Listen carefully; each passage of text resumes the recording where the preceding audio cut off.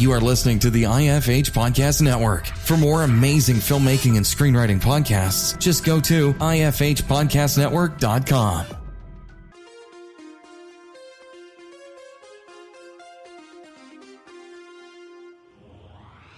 Hey everyone, thank you very much for hitting that play button.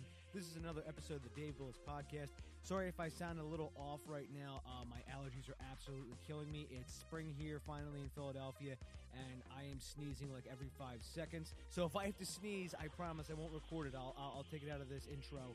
But just in case anybody else out there is suffering as well, that's why I sound so nasally.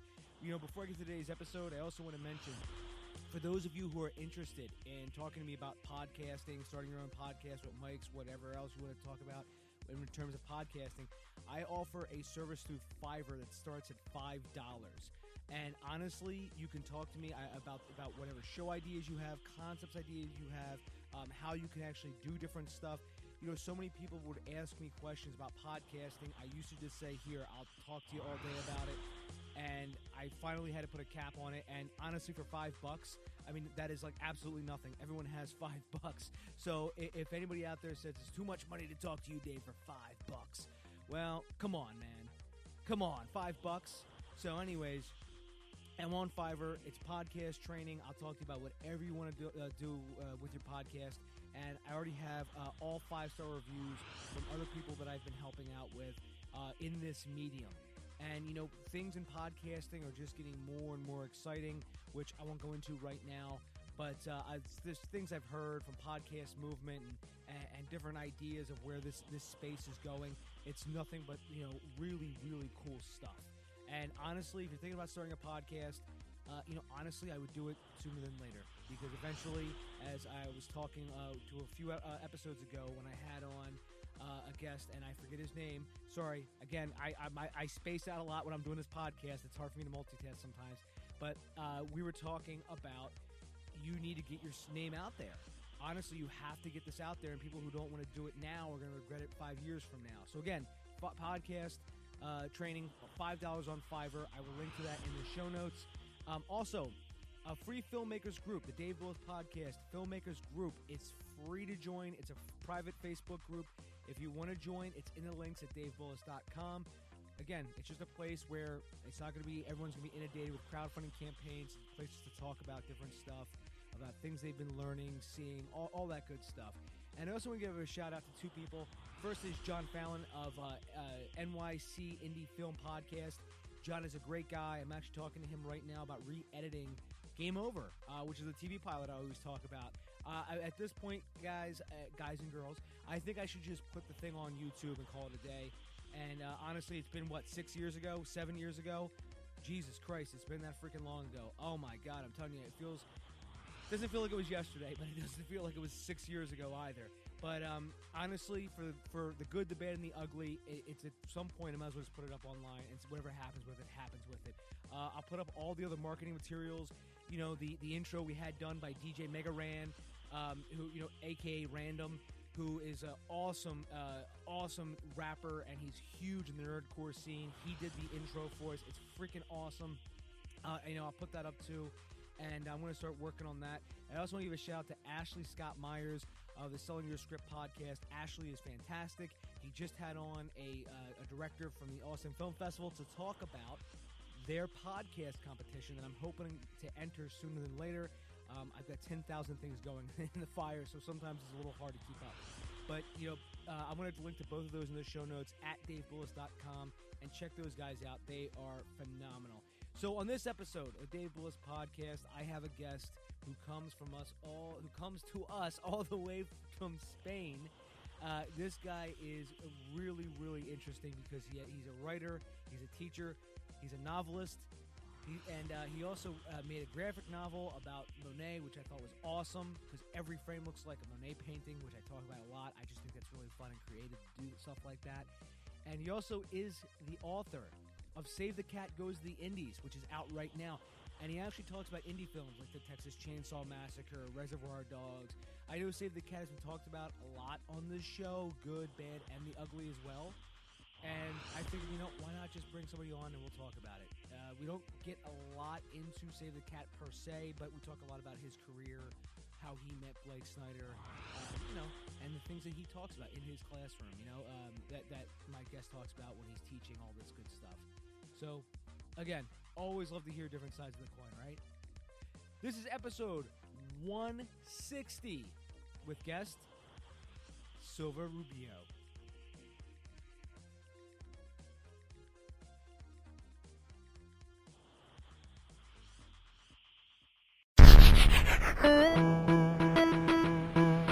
You're listening to the Dave Bullis Podcast.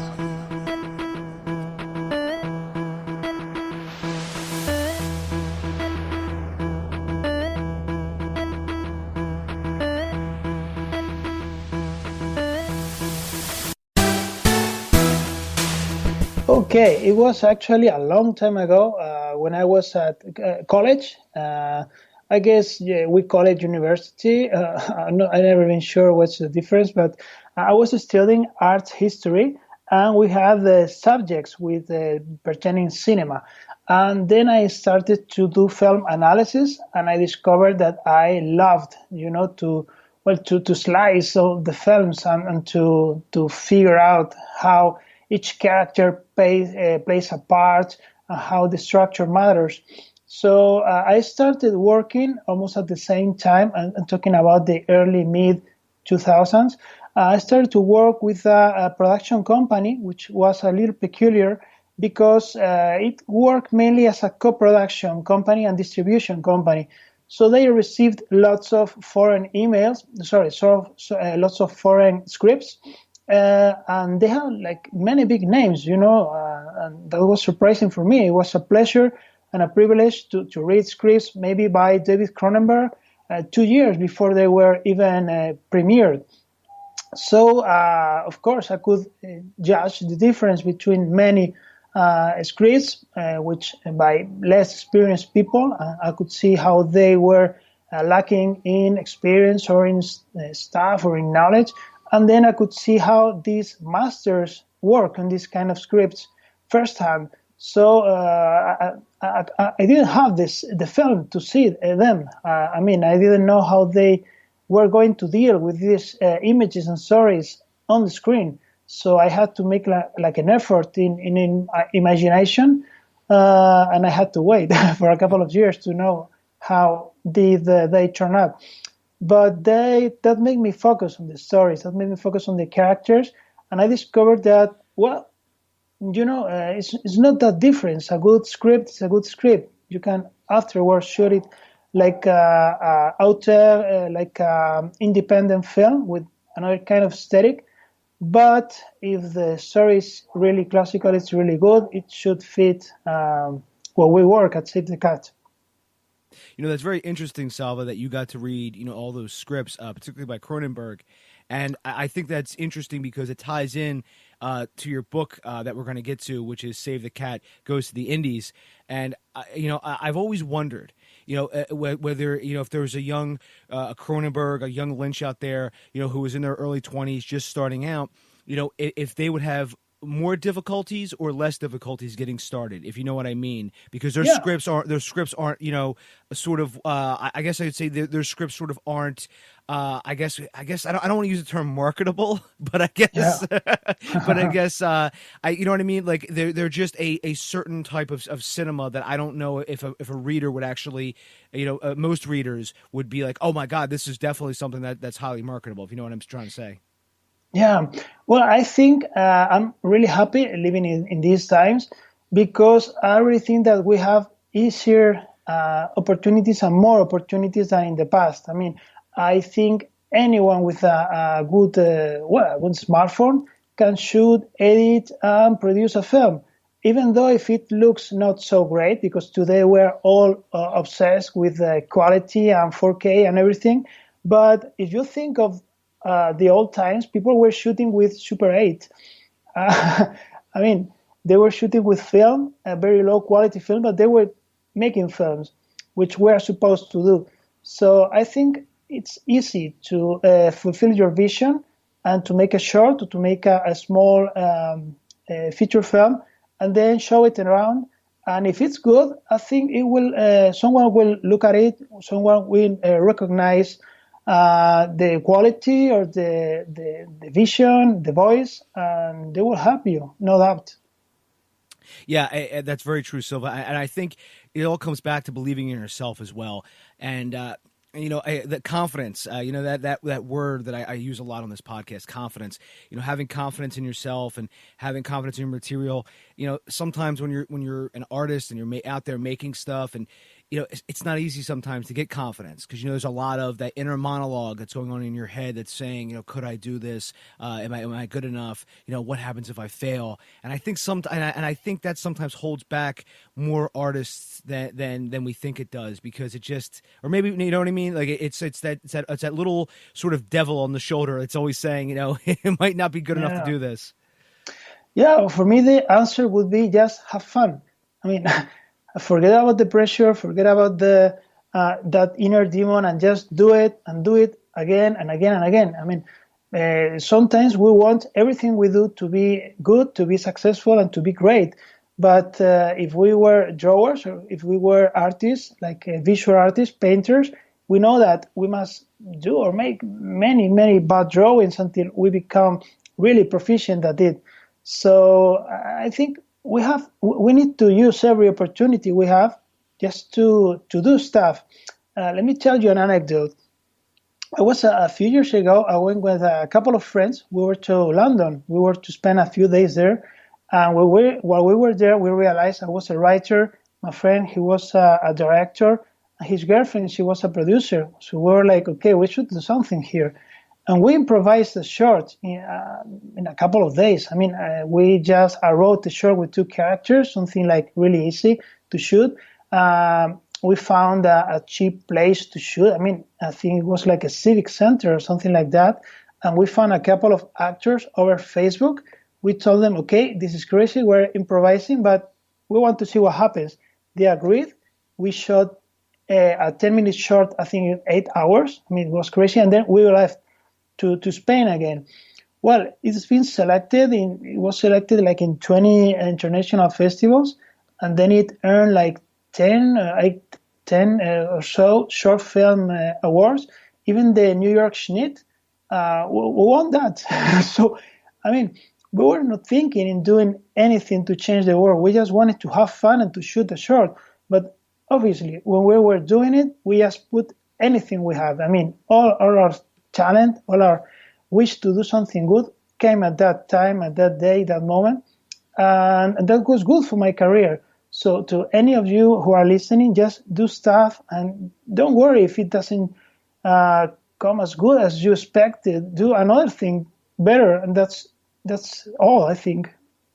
Yeah, you're right, Silva. And that's something I found too, is that what you said there, have fun.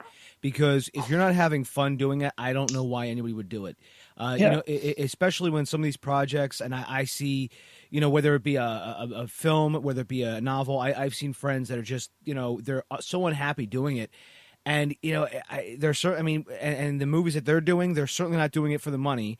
So I'm just like, I don't get it. I mean, is it just some kind of almost like they feel they have to do it? But I mean, if you feel you have to do something, I mean, at least try to have fun while doing it, right? Yeah, I think so. I think that's, you're right, basically. I mean, sometimes you get an offer, okay, you can do this for money.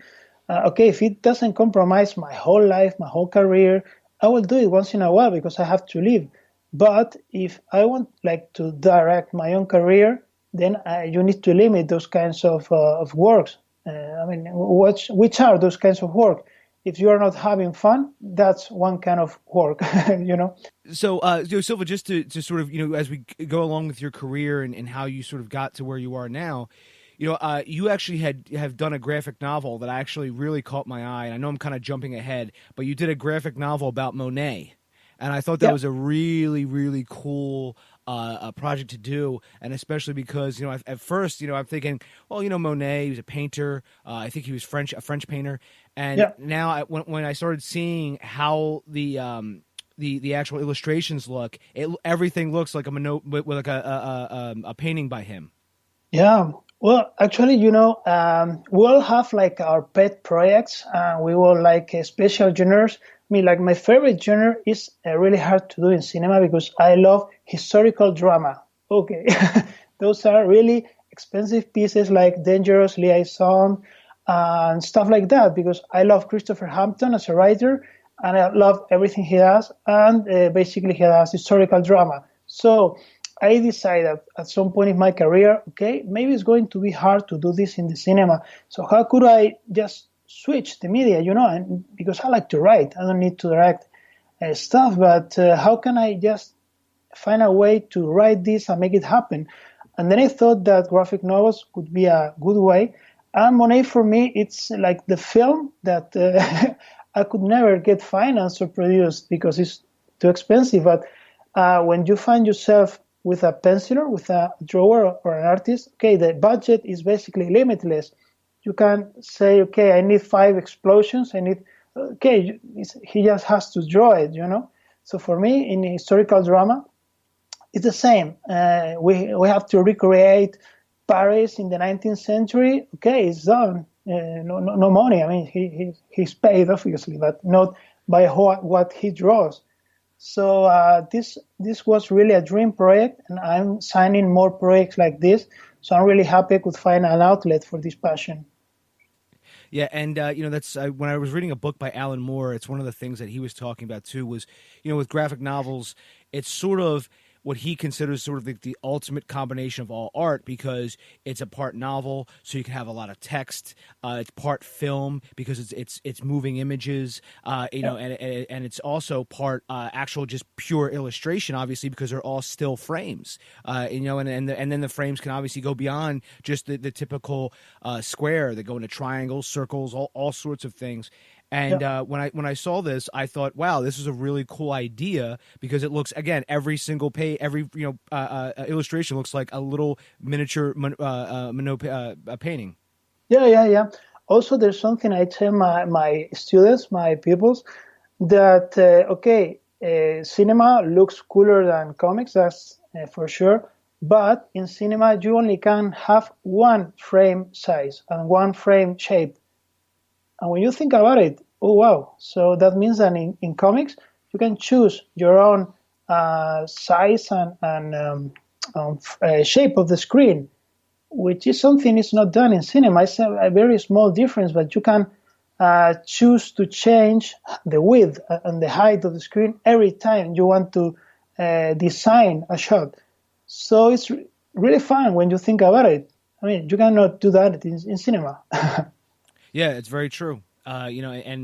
Just changing that frame up, because obviously, all the frames are still the same size.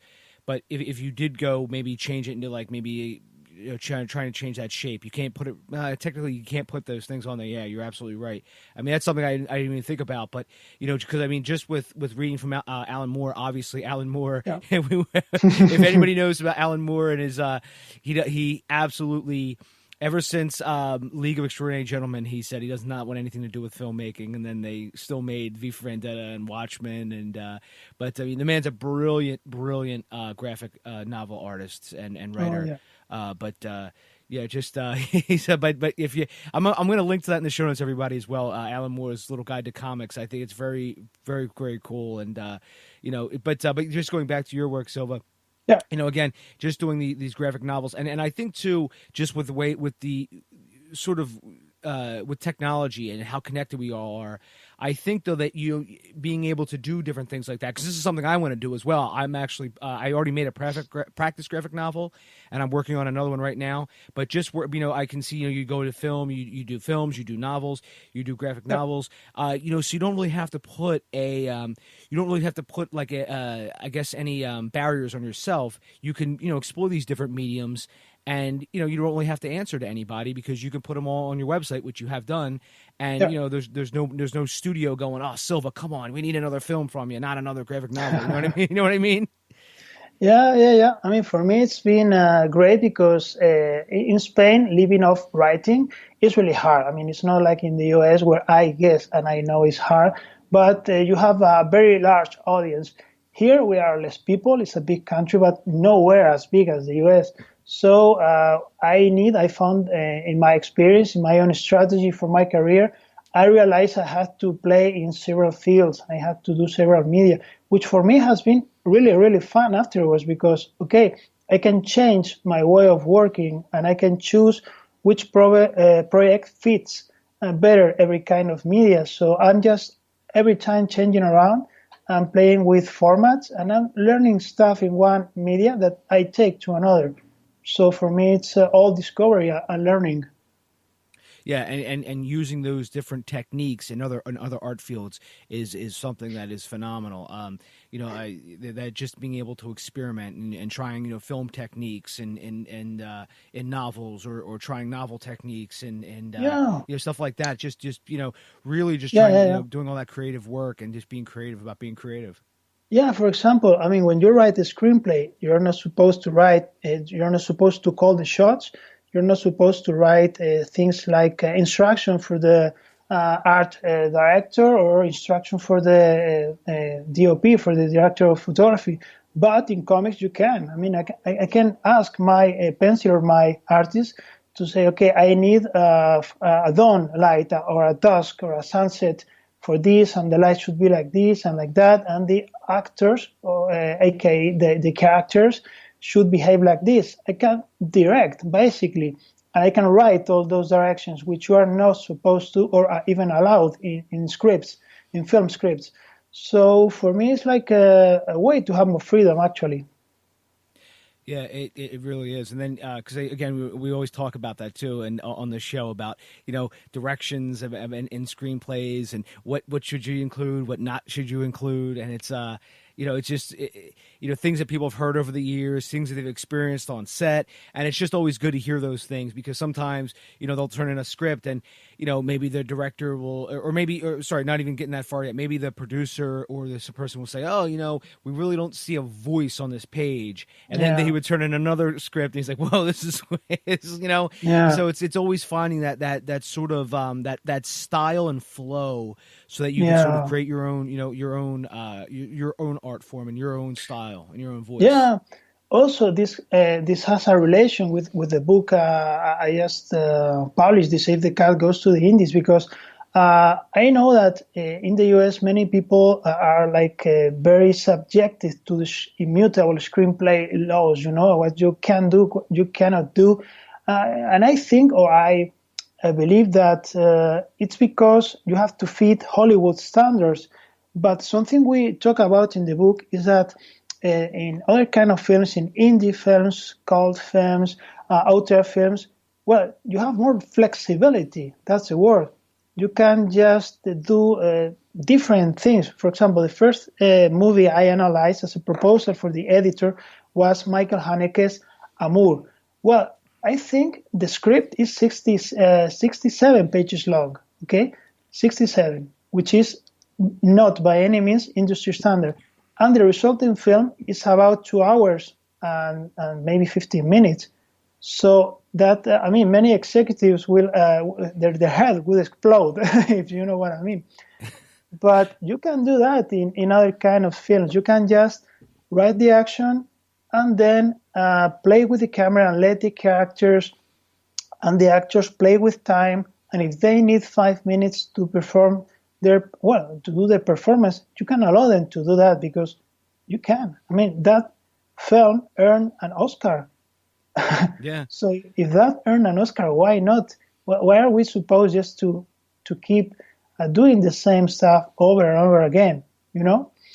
I was very surprised because one of the films I was analyzing, which is I think is The Life of Adele, which is based on a comic actually.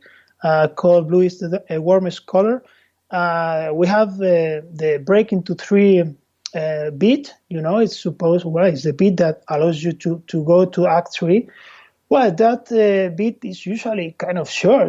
These characters making a decision to go on. But in this case, this beat was a scene of 15 minutes. Can you believe that? It's a 3-hour film, and that scene alone is 15 minutes of 2 people breaking up. And for me, it's wonderful because Steven Spielberg gave the golden palm to their director and the actresses for this film. We're talking about Steven Spielberg, which is the legendary Hollywood king. So I think the world and the industry is getting ready for a different kind of approach for films, because sometimes Hollywood films become a little bit flat. I won't say that all of them do, but I think that audiences are prepared for a different kind of more loose, a more free approach to certain things, and I think that's good. Yeah, I agree, Silva, and also because of the way that movies are distributed now with the rise of Netflix. Yeah. I think that you are going to see a shift. My friend of mine, Scott McMahon, over at filmtrooper.com, he also talks about this a lot.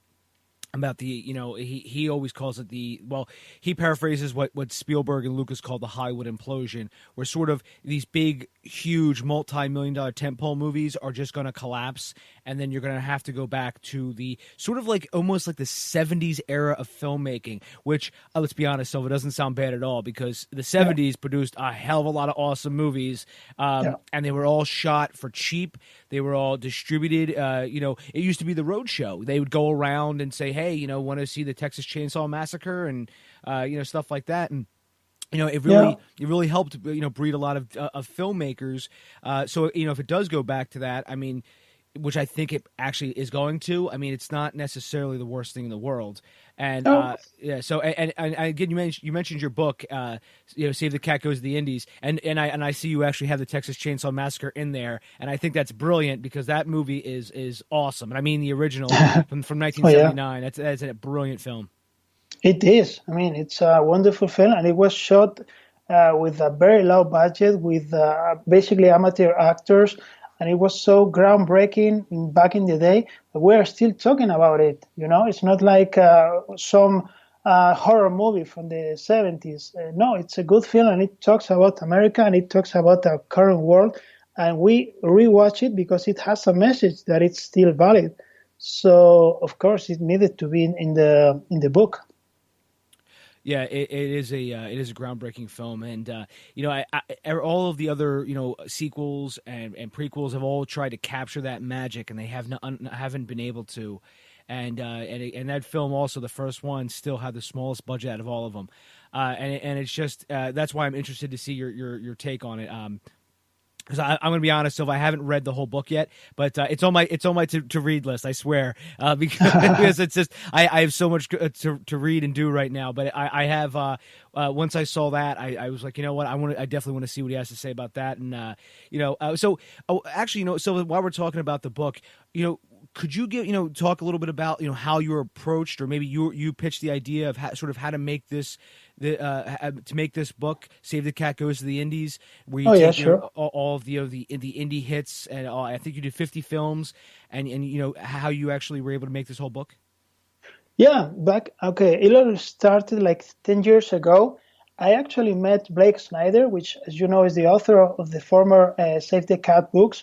I met him near Barcelona, because he came here to give a seminar. I think it was the 40-bit seminar. And I met him. Of course, I had read the book before.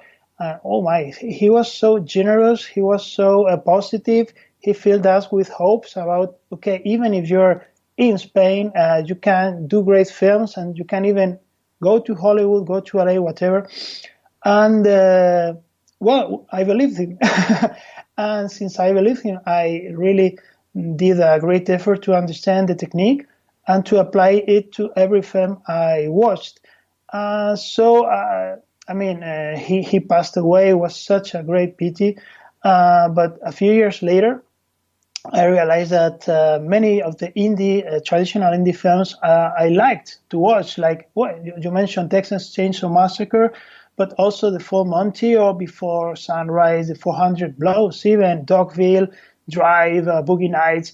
There are many films which I thought, okay, I think the beat sheet, Blake Snyder beat sheet, it fits in this film. So I talked to the publisher, to BJ Markle, and I told him, okay, I think I can offer a new take. I think I can write a new book telling about this edge, telling about how the Save the Cat book is for telling good stories. It doesn't matter if they are indie or if they are cult films out there, European, whatever. He told me, okay, let's try. And I did 5 films. And he was so happy, and we thought, okay, let's do this book. And we are here talking about it. So, what were the initial 5 films that you sort of outlined or pitched to him? Okay, since I could choose them, I chose to write a full chapter, which is basically, as I wrote it, it's in the book. It's called Rites of Passage. And as your listeners may know or not, well, it's the kind of films that deal with life struggles, which maybe in Hollywood are not so common, but of course in indie films are primal, and in European films too. So the films I chose were first Lost in Translation, which is it deals obviously with midlife issues. And then I choose Blue Valentine, which is a film by a director I love. I mean, directs in France. I love everything he does. And this film deals with separation issues, with the separation process. Then I choose a European film by one of my favorite filmmakers, by Krzysztof Kieslowski, which is called Three Colors Blue, which it's about a woman who has lost all her family in a car accident. It obviously deals with death passages, we call them, to overcoming the death of loved ones. Then I did Trainspotting, which, as you all know, it deals with addiction.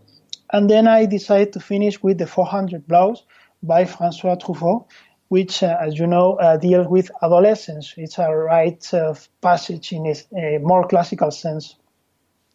Yeah, those are 5 great movies to pick from as well. Trainspotting especially. I think Trainspotting is just phenomenal. Yeah, it is. So as you took this book and you pitched these 5 films.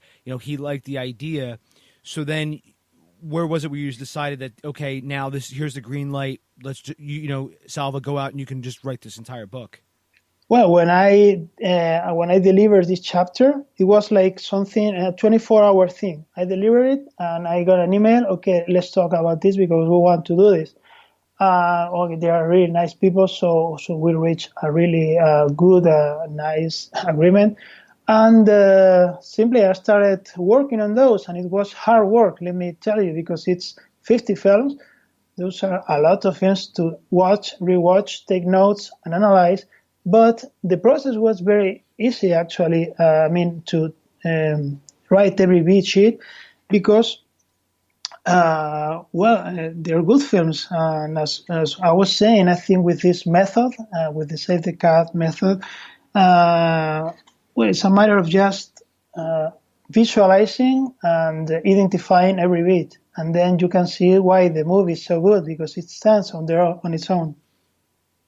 Yeah, it's and I also too I like this because I even in the description, these are all just indie films that were just sort of privately funded, and you could really see where the writer was going. So I imagine when you were going through and you were sort of dissecting these movies with a surgeon's scalpel, you were sort of finding a lot about these movies yourself. Because I imagine you're probably rewatching, let's say, Reservoir Dogs, and you're probably remembering a lot of things and going, "Oh, that's right, this happens," And as you sort of then you're dissecting it even further, and you're going through all of the big movements of the screenplay, and just putting that together. I imagine that's a lot of work to do, even for one movie. Oh yeah. It's funny that you mentioned Reservoir Dogs, because that was like, I was like a kid being handled candy. It was, okay, I'm going to analyze this film, which I love. But when you watch a film, it's very hard just to keep your critical conscience and to realize what is going on. I mean, the action and the characters, they just drive you away. So when you are really writing page to page and you're writing scene to scene, then you can actually keep your critical mind, your critical mindset, and realize about what's going on. And for me, it was incredible to see that, in this film, in the Reservoir Dogs, there are 2 consecutive beat sheets. I mean, there's one for the preparation, for the how they are planning the robbery, and then there is another one after the robbery, but we never see the robbery, as is famously said. So it's actually 2 films, but they are intercut. And I thought it's genius. And when you think of Pulp Fiction, which is also in the book, it's the same, but with 3 big sheets. For me, it was awesome to realize that, okay, the genre is consistent in the three storylines, which is our institutionalized genre, in which you have to decide if you want to belong to a group or not. And also the theme is consistent, which is loyalty. These are 3 characters deciding if they want to keep their loyalty to Marcellus Wallace. When you have this base, this fundamental approach, then the film will be good. But also Tarantino is a genius, so that makes things easier for him. Yeah, Tarantino is just a genius. Years ago, I took a class about him. It was an online class, and it made you really have a different appreciation for his movies. And I actually had one of his biographers on this podcast. He actually wrote a whole book about Tarantino, and he actually got to meet him a couple times for the book. And he's like, Tarantino, the first thing he said to him was, he goes, "Another book about me?" He goes, "What are we going to do?" And he goes, "No," he goes, "This is going to be sort of like the last statement." And it's actually called Tarantino, What's Left to Know About the Original Reservoir Dog. And and he goes, "All right, that's cool." So then, you got to just, by the way, I have I know you can't see this because it's a podcast, but I actually have a Tarantino action figure, kind of like to my right. It's him as Jiminy Glimmick from Pulp Fiction. And it's just, he has like a little coffee mug, but that's just, again, yeah, he is a genius. And that's why when we sort of dissect these works, of people like, like Tarantino, you do O Brother Where Art Thou, which is the Coen brothers, you do Fight Club, which is Fincher. So you go through all these artists and you sort of figure out, what makes them tick.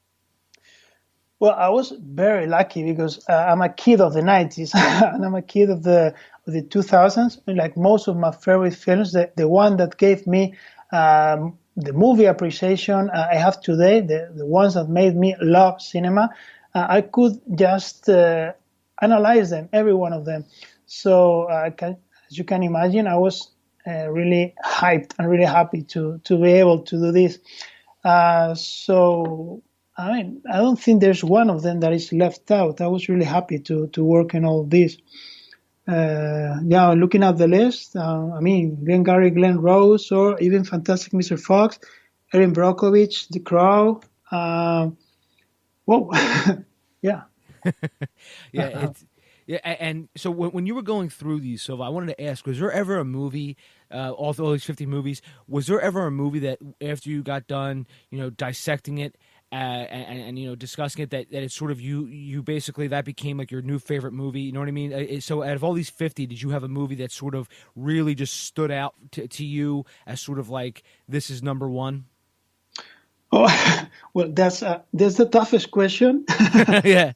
Because I love so many of them. I mean, I'm trying to think about one, but this especially, it's a British film which I love, and I guess, and I think Tarantino does love, which is called Get Carter.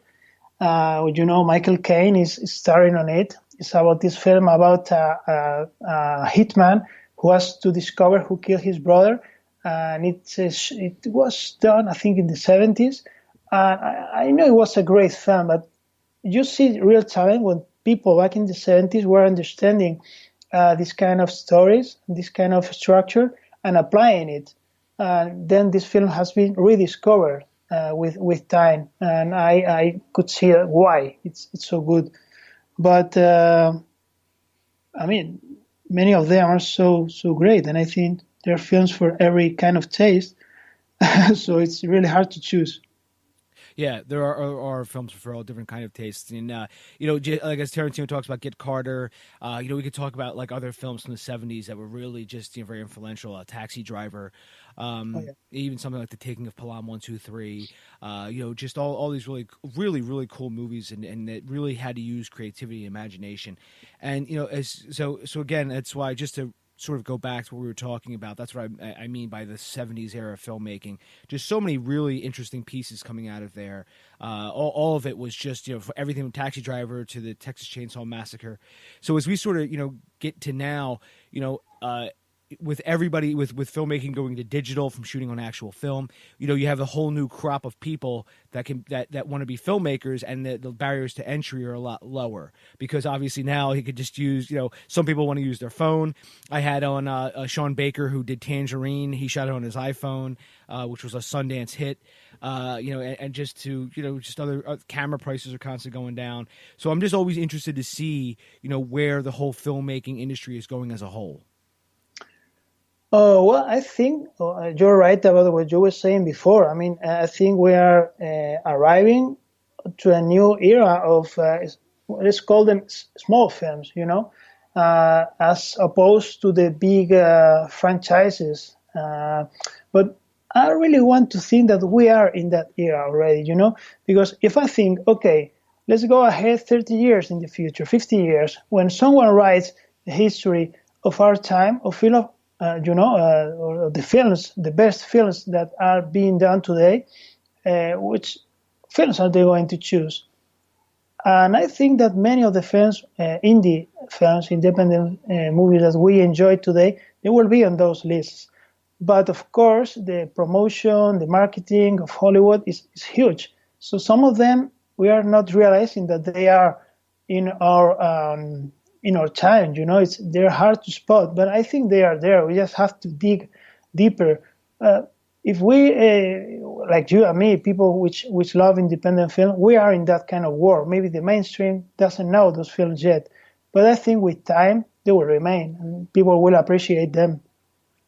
Yeah, definitely, and especially movies like in the book, because I knew you have more recent movies like Amelie, Her, Birdman. I mean, I think those movies. And I see Dallas Buyers Club. I actually had Cassian Elvis on this podcast as well, who produced Dallas Buyers Club, and all those movies. And I actually had the screenwriter of Birdman on here.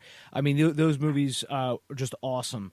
And they definitely will stand the test of time. And again, that's why I'm glad that you have a really, really good selection of movies to pick from. And that's why that's why one of the reasons I reached out to you to talk to you. I'm like, wow, this guy's got great tastes. Well, I have to say, I share it with BJ Markle, with the editor. We did the list together, and I was proposing him titles, and some of them he would leave out. He would propose some of them. But we wanted to focus in these last 20 years of film, along with some older films. But for me, it was really important to have the 400 Blows, because it's basically a film from the 50s, and it's so influential. But it works in the kind of genres and beat sheet we do, So it's not a matter of, okay, the safety cut method is new, so it's only for mainstream or new films. No, it's just a way of recognizing how other writers, how many talented people have worked in the past. And let's study what they did. Let's analyze what their talents, and let's learn about all that and from them, So, yeah. Yeah, and it's great too. Again, see all these different styles and methods and stuff like that. Because again, one of the things I'm always afraid of, Silva, is art becoming homogenous and art becoming just the same old thing. And that's why I'm glad you mentioned that as well, where it's just always analyzing all these different ways and styles and methods that all these different artists use and employ when they're making their art. Yeah, for me the example I mentioned in the book is, okay, pop music. Like really mainstream pop music. Okay, it's formulaic. Okay, it's more or less always the same. But if you just go to the chords and the notes and the beats, that doesn't have a name. It's just chords and beats. And with those chords, you could do a really singer-songwriter song. You could do like something really independent in terms of music. So I think with the films, we're doing the same. We're taking the technique of telling a good story. Okay, we call that safety cut because that's how Blake named it, and how these are the terms that he came up with. But I think with this kind of technique, you can write a really mainstream Hollywood film if that's what you want. But we wanted to show that you can also write smaller films, more personal, more devoted to your inner world, to your personal feelings, which is what indie films do mostly. I think it's more personal. It's more outside-like. Yeah, it's exactly. With independent films, you can, I mentioned this before. You have less studio intervention, so you're able to sort of, do your own thing. You have less people looking over your shoulder, giving you notes, and you're able to do a lot more. You can do a lot more, but you have a lot less to work with, so to speak, meaning money. And again, that's where that creativity sort of has to shine through. Yeah, so I think as long as there's films like The Full Monty or Little Miss Sunshine, which are small films by any means, but they became so huge. They were so huge successes that I think there will always be people, producers or investors looking for this kind of film. Because, okay, it's just math. I mean, if you spend like 120 million making a film and you get 100 million, okay, you've done a good business. But if you invest 1 million and you get 100 million, well, I guess that's a better business. So I think there's people, even in the financial world, that have an eye on us, and I think they are willing to let us shine and to let us tell our stories. And they do their thing, we do our thing. Everybody's happy in the end. Yeah, and I was just reading and actually I was listening to an audiobook by Kevin Smith, and he was just discussing, various things, and he actually mentioned, when he was getting ready to release one of his movies, the movie was going to cost about $4 million to make, and but marketing it was like $20-some million, and he said, now literally I got to make back like almost I think it was like 8 times what the movie cost to actually make, so we can get, and then we'll just break even. And then he's like, then once on top of that, then we'll start actually seeing a profit. But he said, just marketing these things now, it's unbelievable because there's so many different marketing budgets that have to go in there. Meanwhile, what he was trying to do was he was trying to market directly to his fans through his website, which was his forums, and now he uses like Twitter and stuff. But it was, trying to make sure that the people who are actually going to see your movie, they know about it. And then all that marketing budget, those millions and millions of dollars, they're spent to get people who don't know about the movie into the theaters. Oh, yeah. Yeah, I know what you mean. I remember back in the day, like the Blair Witch Project, they made such a great work with the marketing, and the film was basically, I may be mistaken, but I think it was like $40,000, the production money. So, yeah, it's a little bit crazy for us because, I mean, we're supposed to do our films or make our films as cheap as possible, because usually it's our money or the production money we have, especially, for example, in Spain. Here, the average film is 1.5 million. I mean, we can do good films with that. Maybe Pedro Almodovar takes 4 million if, a film by Almodovar costs 4 million, but not much more. So we are used to small budgets, and we know that we have to get creative. And then, we believe in the word of mouth. If people like it, you will basically finally arrive somewhere. But as I was saying at the beginning, the important thing is to do one thing after the other. You finish one thing, you do the next, and hopefully at some point you will have a body of work that can allow you to keep working on this all your life, which I think is what we want. Yeah, that keeping up that momentum is key. I mean, that's a mistake that I have made as well, is not keeping up that momentum and just sort of letting the last project sort of drag you down. And that's sort of, it's one of the reasons why I started this podcast, just to sort of start doing something creative again. And I'm able to talk to awesome people like you, Salva, and it's just, it's really cool. And, just to mention really quickly, you mentioned Spanish film. I remember watching a few years ago, I saw a Spanish film, blew me away, man. And it was called Rec, R-E-C. It was by Paco Plaza, and I think it's Jamie Balaguer, I think his last name is, but it's a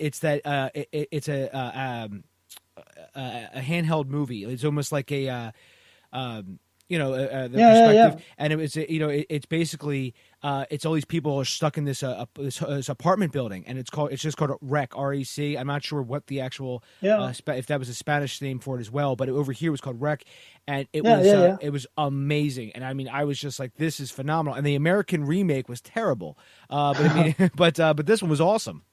Did you see Rec? Yeah. Back in the day, I saw it. Here, I think we have 3 parts, maybe 4.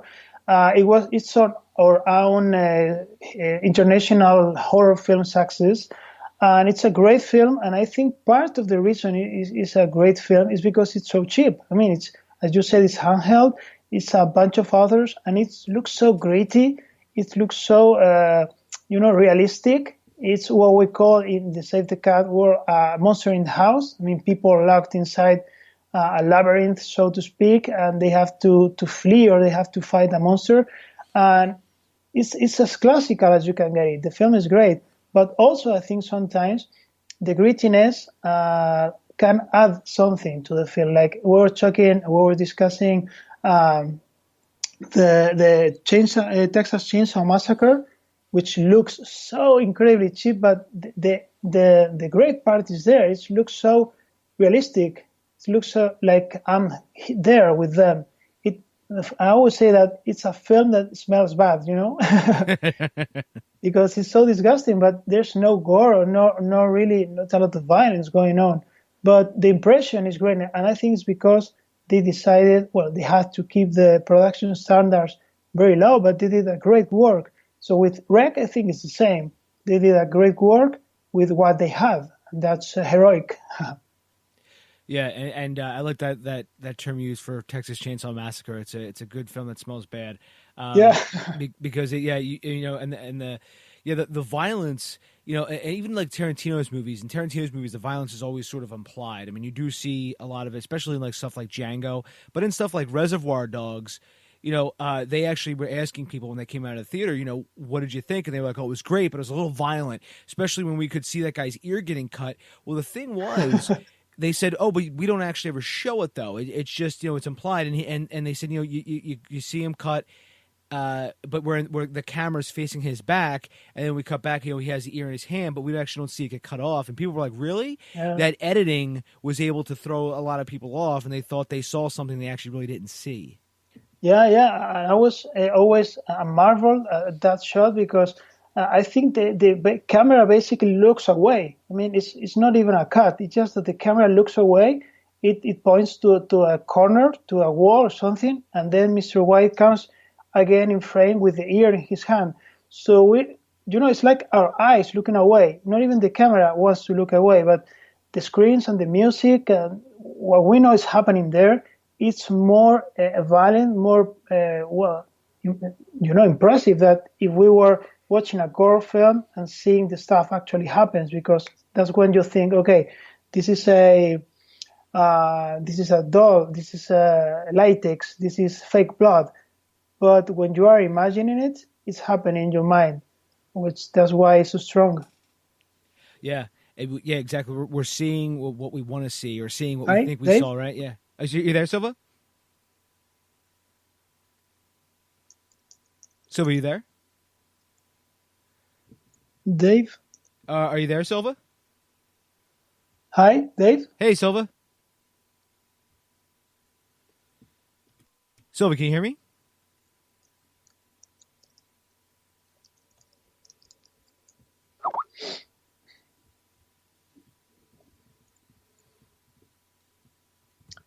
Can you hear me? I cannot hear you. Oh.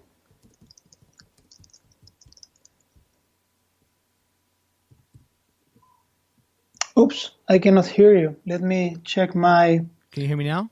Sound. Okay, let me check because... Now? Can you talk? Oh, I can hear you now, yeah. Excellent. It was my fault. I accidentally hit the keyboard and the mute key was on. Sorry about that. Oh, no problem. No problem at all. I'll just cut that out. I'll just pick up from where we left off. And okay. I agree. Being able to see the things that people thought they saw, and being able to inject that. I mean, that's again one of the brilliant things of film is because when you're moving at 24 frames a second, And you can, it's just there's no especially when you're in the theater, there's no going back. When you're reading a novel at home or even a graphic novel, you can go through, you can sort of go backwards in the pages. But when you're in a theater watching the movie, there is no pause button until you maybe grab the movie at home and then you can watch it. But when you're seeing it in a theater, that experience is just it's always moving 24 frames a second. And then you're going, well, wait, did that happen? It's those editing tricks that I really, really, really enjoy, and it's really again one of the special things about film. Yeah. I mean, that's the magic of film. At first, I was telling how in the comics you can choose your own frames, but of course, you said it totally right. In film, you're trapped. I mean, if you're watching a horror film at the theater, well, you're trapped there. You cannot go anywhere, and it's the director who decides how much you can stand, and you must stand those things. Talking about this, I realized about another of the films we are covering in the book, which is Funny Games by Michael Haneke. I think you probably have watched it. Yeah, I have. Funny. Mm-hmm. Okay, the original version and the remake they did. Okay, anyway, we have a bit here which is called the Dark Night of the Soul, which is, all is lost, has happened. The character is in the worst time situation possible, and then he must reflect on that pain. Well, I was so terrified to find that in this film, when these characters, these two guys in white, which are torturing a family, they live for a moment. I think it's a steady shot of 10 minutes. I'm trying to look up for the time, but I think it's almost 10 minutes of a steady shot, just looking at a woman rising from the floor. She was lying there and seeing what they have done to her family. You cannot go anywhere. The director is telling you, no, you're going to experience the same terror and fear and misery she's going through. And of course, in horror, this is terrible. But if we were watching a film about maybe a death in the family, it would be as painful. So I think that's why we go to the film, to the cinema, to experience this kind of feelings, maybe to prepare for them. Yeah, it's that is I'll make sure to link to the hunting the film in the show notes, because honestly, a lot of these films that we're talking about, Silva, they're just awesome films. And if anybody hasn't seen them, I'll link to them. They can buy them on Netflix or buy them on Amazon or rent them on Netflix. And these are just great examples to learn from, especially about the nuts and bolts of filmmaking as well. About perspectives, framing, everything. Yeah. I think that if film buffs will enjoy this film, this book, even if they are not even writers, because this is like an analysis of your favorite films based in form, based in timing. And if you really love cinema from the 90s and the 2000s, I think people will enjoy this book. Yeah, I think so too. And I've been thumbing through it, and one of the reasons I want to reach out to you was I thought it was a really interesting book. And, because we've been talking for about, I don't know, maybe 50 minutes or so, Silva, and I just wanted to ask, in closing, is there anything maybe we didn't discuss that you wanted to get a chance to, or sort of maybe anything you want to say to put a period at the end of this sentence? No, I would just invite people to check the book out. They can download a chapter in Amazon, I think, if they have Kindle, and they can check the Save the Cat blog. I think it's savethecat.com, and they will be able to read the beat sheet of Big Lebowski and Boogie Nights. So they will be able to try and to taste a little bit how we have worked with these films. And if they like it, of course, I'll invite them to buy the book. And where can people find you at online, Silva? Well, the book can be found in savethecat.com, and myself, if you are really curious about my work, I am at salvarubio.info, which maybe I should spell like SALVARUBIO.info. And everyone, I will link to all of those links in the show notes at davebullis.com. I will link to Salva's website, which is both in Spanish and in English because he is in Spain. Which is, by the way, Salva, I was actually I've been to Madrid. I was actually we went to it was for my college, and we went to Rome, Italy first, and then we sort of took a detour up to Madrid, and then we had to go back to Rome to catch our flight home. But it was great, though. I enjoyed myself thoroughly in Rome and Madrid. Okay, I love that because that's my hometown. I love Madrid, and we have so good food there. I don't know if you could enjoy it, but the food is great there. And let me invite you. In Barcelona, there is a horror and fantasy film festival called the Sitges Film Fest. I think it's famed international, but all the horror and fantasy film buffs here, they just go there and spend 4 or 5 days watching the new films, and they really enjoy the stay. So, okay, maybe we'll see you there sometime. Yeah, yeah. Shoot me the info, and we'll see if we can make it happen. I'm actually planning on doing a podcast episode from a place called Cape May, New Jersey. And a few episodes ago, I had on a guest, and he's actually launching his own artistic commune, and it's going to. I'm planning that now, so I'm hoping to do something live, and that's going to be sort of like my beta test to see how well I could do it. It's about a 2-hour drive for me here in Philly, and I'm going to do that next month, and we'll see how well that goes. But I would love to start going to obviously to other countries to do a podcast, to do all sorts of coverage. I mean, that would be beyond amazing. Okay. Oh, did you hear something? Yes. Hmm? Oh, sorry. No, because some music started playing in the earphones. So I wanted to make sure that, well, you can edit that out. It's just because I was going to send you the link because I don't want to forget. Okay. We can go. Sorry about that. Oh, no problem. No problem at all, Salva. And again, I want to say thank you so much, Salva, for coming on. And if you ever want to come back on, you ever want to reach out, please always feel free. Okay, thanks so much. It's been a pleasure to talk to you. I mean, it feels like we're friends already. I would like to go out and see some film with you and then discuss it. It will be really interesting. And I hope I can travel soon, maybe, to the US, and maybe we can meet. We never know. But thank you for having me, and thank you to all your listeners for being there and for listening to this interesting conversation. And thank you. Just that. Thank you very much, Salva. And yeah, let's definitely catch up. And if I ever, again, I'm going to look into coming to Spain again. And if you ever do find your way to Philly, please let me know. Okay, sure, that's for sure. Cool, Salva. Have a great Saturday, and I will talk to you soon, my friend. Okay, we'll talk. Thanks so much. Find Dave at davebullis.com. Please make sure to subscribe and share the podcast.